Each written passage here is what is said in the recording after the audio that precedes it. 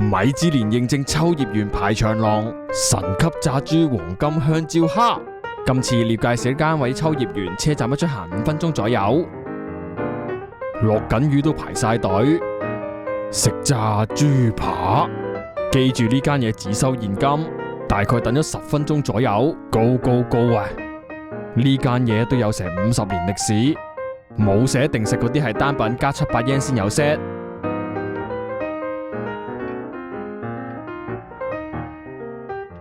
賣相都幾唔錯，黃金香蕉蝦呢個可能係我見過最靚嘅炸蝦，試先。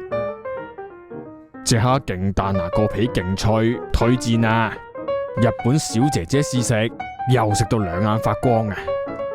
佢想講隻蝦彈下，胡米特級魚呢，勁厚切，加少鹽落去。啖肉多汁 juicy， 正 des， 兩個人加埋6000零 yen 多啲。嗱，我哋今次叫咗魚呢，如果想再爆汁啲，可以叫 loss。咁就想夠睇好西，記得 follow 同讚好 ，share 埋俾你朋友。試過嘅朋友可以留言話我知你點睇。馬路哥，下次再見。